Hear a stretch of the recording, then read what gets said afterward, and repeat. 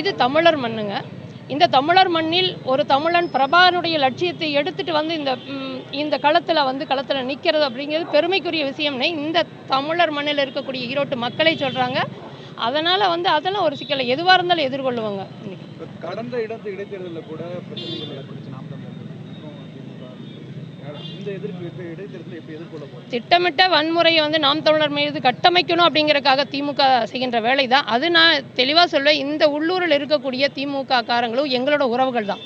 எங்களுக்கு தத்துவம் தான் பிழையாக இருக்குது, சித்தாந்தம் தான் பிழையாக இருக்குது, தலைமை தான் பிழையாக இருக்குது, ஸ்டாலின் அவர்களுடைய தலைமை. ஆனால் இங்கே இருக்கக்கூடிய உறவுகள் இன்னும் அவர்கள் அங்கே இருக்கிறக்கு இங்கே என் மண்ணில் என் உறவுகள் தானே அவங்களுக்கு உதவி பண்ணி கொடுத்துட்ருக்காங்க. உறுதியாக அப்படி இருக்காது. அப்படி கட்டமைக்க நினைத்தாலும் நாங்கள் அமைதி வழியில், அன்பு வழியில், சட்டத்திற்கு கட்டுப்பட்டு நாங்கள் அமைதியான முறையில் வாக்கு சேகரிப்போம். உறுதியாக மக்கள் எங்களுக்கு வாக்கு செலுத்த தயாராகிட்டாங்க, வெற்றி பெற வைப்பதற்கு தயாராகிட்டாங்க. அப்போ இங்கே இருக்கக்கூடிய சிக்கலுக்காக தான் அந்த சிக்கலை தீர்க்க வந்திருக்கேன்னு விழிப்புணர்வு ஆகிட்டாங்க.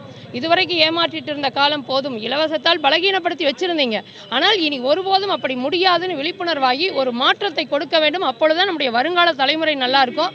இங்கே மஞ்சள் மாநகரமாக இருந்தது புற்றுநோய் நோய் மாநகரமாக மாறி வேதனைப்பட்டு இருக்காங்க. அப்போ இதெல்லாம் மாற்றணும். அதே போல் உலகத்துக்கே மானத்தை காக்கின்ற ஆடையை நெய்து கொடுத்தவன் காலங்காலமாக இந்த மண்ணில் இருந்த நெசவாளர்கள். அந்த நெசவாளர்கள் நிலை பாதிக்கப்பட்டிருக்கு. தொடர்ச்சியாக மின் கட்டண உயர்வு சும்மா சரமாரியே ஏறிட்டே இருக்குங்க.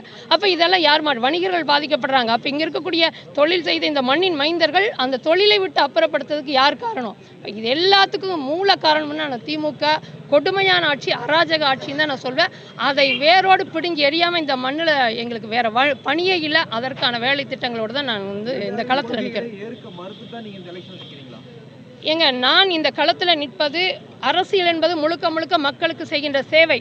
அந்த அரசியல் எளிய மக்களுக்கு, உழைக்கின்ற மக்களுக்கு இந்த மண்ணுக்காக செய்யணும்னு வந்திருக்கேன். இதில் பெரியார் கொள்கை ஏற்றுக்கிறேனா ஏற்றுக்கலையா அப்படிங்கிறது தேவையே இல்லை. நான் பிரபாகரனுடைய பிள்ளையாக அண்ணன் செந்தமிழன் சீமானுடைய வழிகாட்டுதலை இந்த களத்தில் நிற்கிறேன். நாம் தமிழர் கட்சி அனைத்து மக்களுக்குமானது, நாம் தமிழர் அரசியல் அனைத்து உயிர்களுக்குமானது. இந்த 50 ஆண்டு 60 ஆண்டுகளாக அப்படியே கேவலப்படுத்தி இந்த வச்சிருக்கிற நிலையை புரட்டி போட வந்த பிள்ளைகளாக தான் நாம் தமிழர் பிள்ளையாக, வேட்பாளராக அண்ணன் சீமானவருடைய தங்கையாக நான் இந்த களத்தில் நிற்கிறேன். ஒருத்தர் கேள்வி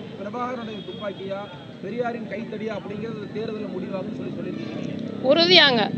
ஏன்னா கைத்தடி அவர் ஊண்டிட்டு போறக்கு வச்சிருந்திருக்கலாம். எந்த ஒரு தத்துவமே காலாவதி ஆகிவிட்டால் இயற்கை தனக்கான அழிவு நேரும் போது ஒரு ஆற்றல்களை தேர்ந்தெடுக்கும். அப்படிப்பட்டது தான் பிரபாகரனுடைய துப்பாக்கி. பிரபாகரனுடைய துப்பாக்கி ஒரு இன விடுதலைக்கான அடையாளமாக, தத்துவார்த்தமாக, சித்தாந்தமாகத்தான் இந்த களத்தில் நிற்கிது.